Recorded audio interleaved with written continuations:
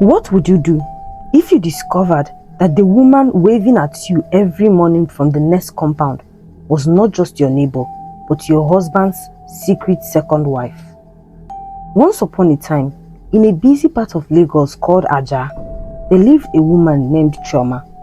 Chama was 32 years old, and she thought her life was as perfect as a fresh plate of jollof rice at a wedding party. She had been married to her husband Emeka for 7 years.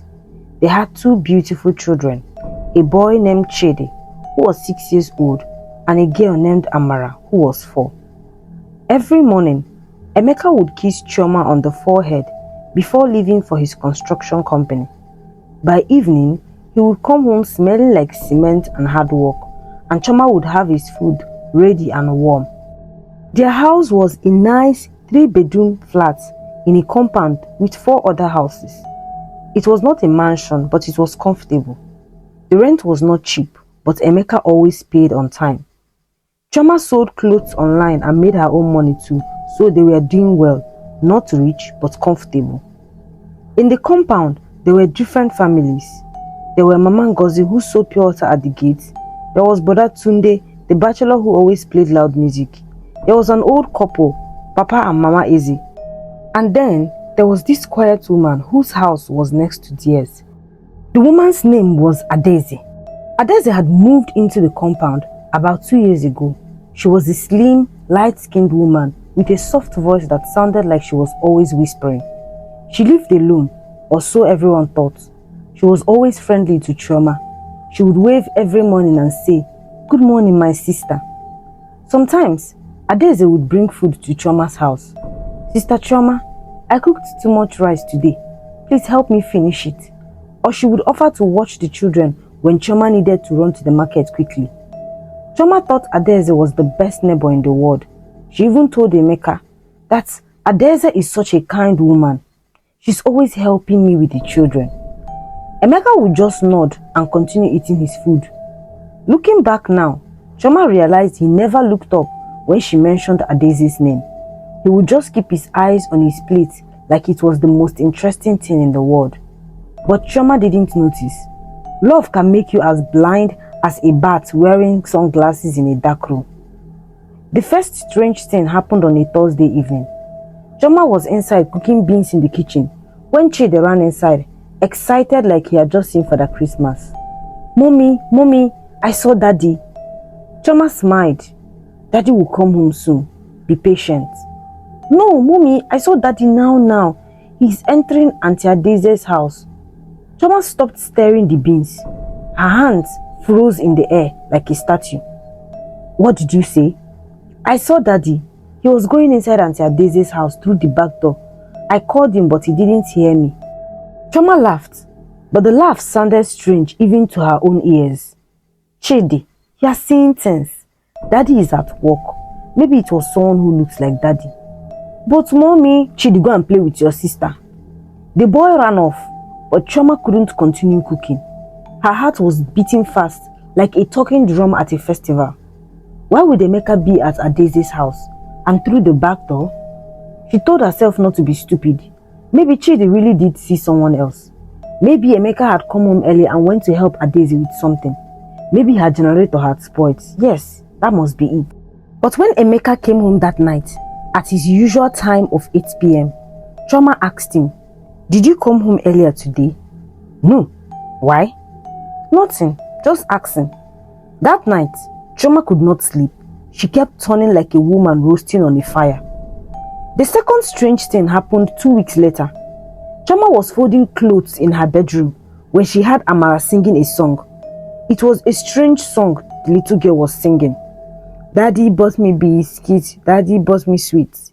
Daddy has another house where we sometimes eat." Choma's blood ran cold. "Amara, come here." She tried keeping her voice calm. "What song is that?" "Chidi taught me." "Chidi, come here now." The boy came running, sensing trouble from his mother's voice. "Chidi, what is this song that your sister is singing?" The boy looked down at his feet. "It's just a song, Mommy." "Where did you learn it?" I made it up." "Chidi, look at me. Tell Mommy the truth. Chama said, bending to his level. Where did you learn this song from? The boy's lips were shaking. Tears filled his eyes. Auntie Adeze's children taught us. Chama felt like someone had poured ice water on her head. Auntie Adeze's children. Yes, mommy. She has 2 children, a boy and a girl. Sometimes, when you send us to give her things, we play with them inside. Chama's hands began to shake. I thought Auntie Adeze lives alone. No, mommy. She has children and what, Chidi? The boy looks like me. Everybody says so. That night, Chama waited for Emeka like a hunter waiting for prey. When he came home, she served him food as usual. She watched him eat. She studied his face like she was seeing him for the first time. This man, her husband of 7 years, his square jaw, his dark skin, his big hands that used to make her feel safe. Was this man a stranger? After he finished eating, she spoke calmly, too calmly. Emeka, do you know that Adeze has children? Emeka's fork stopped halfway to his mouth, just for a second, and then he continued. Adeze, our neighbor, I don't know anything about her personal life. The children said her son looks like Chidi. Children say many things, Choma. Don't start imagining nonsense. I'm not imagining anything. I'm just asking questions. Well, stop asking stupid questions. His voice was suddenly loud. Too loud. Are you accusing me of something? After everything I do for this family? This was new. Emeka never shouted at her. In 7 years, they had never fought like this. Choma felt something break inside her chest. But she kept quiet. Because a wise woman once said, when you suspect something, don't make noise. Just watch. So Choma began to watch. She started waking up earlier than usual. At 5 a.m., she would peep through her window that faced Adeze's house, and what she saw made her heart crack like an old china plate. Every morning at 5:30 a.m., her husband would sneak out of their house. He would walk quietly, looking left and right like a thief. He would go to Adeze's house through the back door, knock softly, and the door would open. He would disappear inside. 30 minutes later, he would come out, go back to their house and pretend to wake up at his normal time of 6:30 a.m. Choma watched this happen for 1 week. 1 full week. Each day, the pain in her chest grew bigger and bigger until she felt like she could not breathe. On the 8th day, she decided to follow him. That morning, when Emeka sneaked out at 5:30 a.m., Choma put on her wrapper and quietly followed him. Her heart was pounding so hard, she thought the whole compound could hear it. She watched him enter Adeze's back door, and with shaking hands, she walked to Adeze's front door and knocked. She knocked loud and hard. Bam, bam, bam, bam! Adeze, open this door! Inside, she could hear running and panic, whispers, movements. Adeze, I said open this door now, now! The door finally opened. Adeze stood there in a nightgown, her eyes wide with fear, like a goat that had seen a knife. Sister Choma, good morning, where are you? Choma pushed her past and walked into the house. What she saw made her legs weak. There in the living room stood Emeka, her Emeka, wearing only his boxer shorts. And on the couch were 2 children, a boy about 5 years old and a girl about 3 years old. The boy looked exactly like Chidi. Exactly. Same face, same eyes, same everything. It was like Choma was seeing double. For a moment, nobody spoke. The silence was as heavy as a bag of cement. Then Choma opened her mouth and screamed. She screamed so loud the whole compound woke up. She screamed like a woman whose house was on fire. She screamed like someone had killed her children. Emeka! Emeka! What happened next was like a Nollywood movie, but it was real life. Mama Ngozi came running. Bratunde came with his phone ready to record. Papa and Mama Eze came out with wrappers tied loosely, looking confused. What is happening? Is someone dead? Choma was crying now, pointing at Emeka. This man! This wicked man! Look at what he has done to me! Emeka tried to grab her. Choma, please, let's go home and talk about this. Talk! talk! Chama's voice could wake the dead. For how long? For how long have you been living this double life, Emeka? Adeze began to cry too. Sister Chama, I'm sorry. I'm so sorry. Sorry? You're sorry? Chama turned to her like a lioness. You have been smiling at me every day, bringing me food, playing with my children. And all this time you were sleeping with my husband.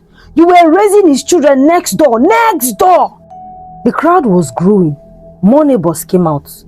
They were shaking their heads. Some were taking videos. This was the kind of gossip that would spread through the whole area like wildfire. Madam, calm down, Mama Ngozi said, trying to hold Chama. Calm down. You want me to calm down? Chama laughed like a mad woman. My husband has a second wife living next door to me. Next door. We share the same compound. We use the same gate. And you want me to calm down? Then she asked the question that made everyone gasp. Emeka, how long? How long? Tell me the truth. When did it start? When did you marry her? The silence that followed was thick like palm oil. Finally, Emeka spoke. His voice was small. Choma, Daisy, she's my wife. I know that now. When did you marry her? 3 years before I married you. If someone had slapped Choma with a plank, it would have hurt less than those words. What? What did you say? Emeka looked at the ground. Adeze is my first wife. You are the second wife. The crowd gasped like they rehearsed it. Someone screamed, Jesus Christ. Choma staggered backwards and Bratunde caught her before she fell. I am the second wife. The truth came pouring out like water from a broken tank. Emeka had married Adeze 10 years ago in a small traditional ceremony in his village. They had 2 children together, but Emeka had told Adeze that he needed to go to Lagos to find work and make money. He said he would send for her, but he never did. Instead, he met Choma in Lagos, fell in love with her, and married her in a big white wedding with a cake that had 5 layers and a photographer and everything. Choma had thought she was his first wife, his only wife. All these years, Emeka had been sending money to Adeze, telling her to be patient. Then 2 years ago, he brought Adeze to Lagos and rented the house next to Choma's house. Why? Choma's voice was breaking. Why would you do this? Why would you put us side by side like this? Emeka had no good answer. He mumbled something about wanting to be close to all his children, about wanting both families to get along. Get along? You thought we would get along? Choma could not believe her ears.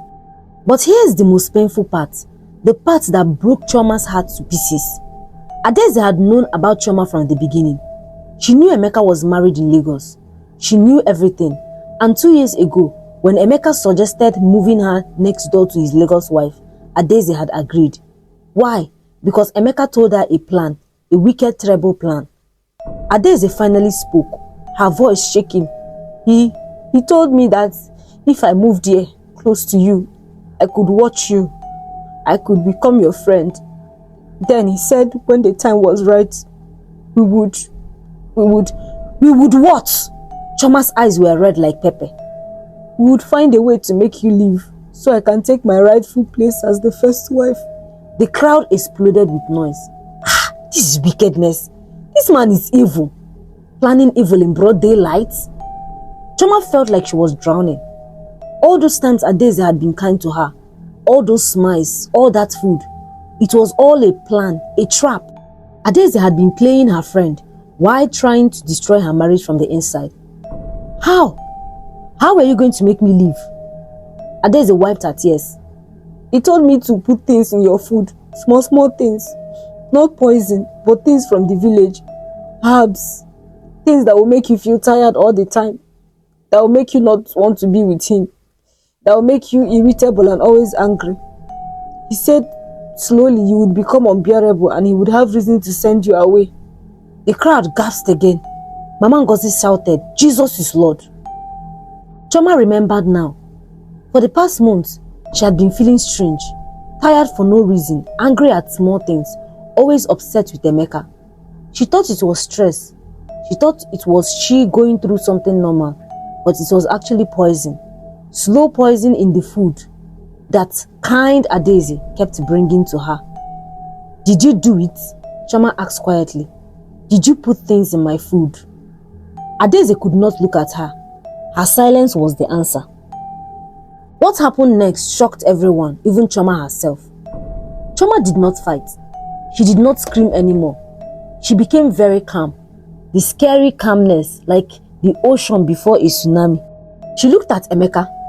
She looked at him for a long time, then spoke in a voice that was colder than ice. "You are a coward. Chama, please, you are a coward and a liar. You didn't have the courage to tell me the truth. You didn't have the courage to be honest about who you were. Instead, you brought your other wife to live next to me. You turned my life into a circus. You let me smile at the woman that was poisoning my food. You let my children play with her children while planning to destroy me." She turned to Adaeze. "And you call yourself a woman. You call yourself a mother. You agreed to poison another woman. You agreed to harm a mother because of what?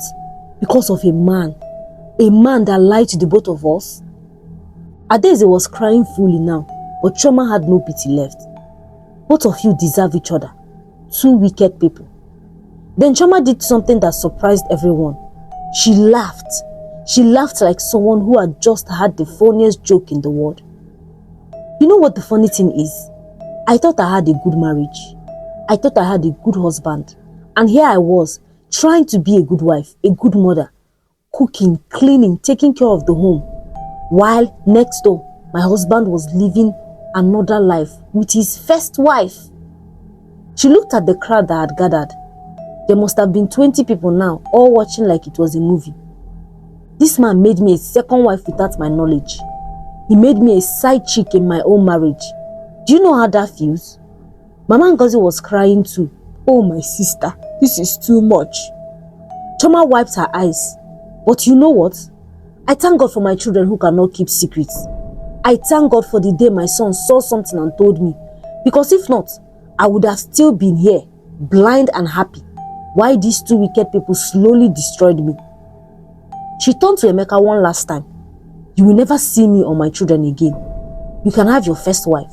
You can have this compound. You can have everything. But you cannot have my peace anymore." Chama went back to her house. She locked the door. She called her elder brother. Within 3 hours, her elder brother arrived with a truck and 4 men. They packed everything. Every pot, every spoon, every piece of clothes, every single toy. They packed like the house was on fire. By afternoon, Chama and her children were gone.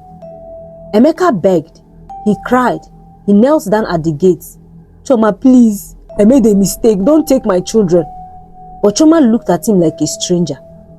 "Your children? Which children? You have children next door. Go and stay with them." Before she entered the vehicle, she said one more thing, something that would later become a proverb in that compound. "A man who keeps 2 wives in the same compound is like a man playing with 2 snakes. Sooner or later, one of the snakes will bite him." And she was right. 6 months later, Chama was living in her brother's house in Lekki. She had filed for divorce. She had reported the poisoning to the police, and Adaeze had been arrested for attempted harm. Chama had gone to the hospital for tests, and the doctors confirmed there were strange substances in her blood. Emeka's life fell apart like a house of cards. People in the compound stopped respecting him. His business suffered because word spread. That man who kept 2 wives next door to each other. Nobody wanted to work with him. Adaeze was released after 2 weeks in police custody, but she moved back to the village in shame. She took her children and left. She could not stand the shame and the stares. Emeka was left alone in the compound, alone with his lies and his wickedness. Meanwhile, Chama was healing, slowly, like a flower growing through concrete.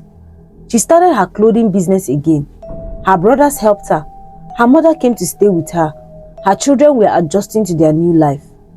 One day, Emeka called her. "Chama, please, I'm sorry. I'm begging you, come back, I will change." Chama laughed, a real laugh this time, not a painful one. "Emeka, you know what I learned from you? I learned that some people are like counterfeit money. They look real, they feel real, but when you take them to the bank, you discover they are fake. So thank you for showing me who you really are." She hung up the phone. The moral lesson of this story reminds us that we should never ignore the signs. When little Chidi saw his father at Adeze's house, that was a sign. When Amara sang that strange song, that was a sign. When Emeka started shouting instead of answering a simple question, that was also a sign. Chama also learned that being alone is better than being with someone who is deceiving you. Some women think they must stay in a marriage even when the marriage is killing them slowly. But Chama learned that peace of mind is worth more than gold. She also learned that not every friendly face is a friendly heart. Adeze smiled at her every day, but behind her smile was wickedness. And finally, Chama learned that she was stronger than she thought. When everything crashed, she thought she would die, but she didn't. She stood up, packed her things, and walked away with her head high. Today, Chama's clothing business is booming. Her children are happy and healthy. She's healing from the trauma, one day at a time. When people ask her, "Don't you miss your husband?" she smiles and says, "I don't miss lies. I don't miss deception. I don't miss looking over my shoulder, wondering what the next secret is." As for Emeka, the last time Chama heard about him, he was living alone with nobody. His first wife had left him. His second wife had left him. He lost both families because he was greedy and wicked. And the compound where it all happened, they still tell Chama's story as a warning. When a man has secrets living next door, disaster is one door knock away. Remember, your peace of mind is more important than any marriage. Never let anyone poison your life, whether with herbs in your food or lies in your marriage. And always pay attention when children tell you things. They see more than we think.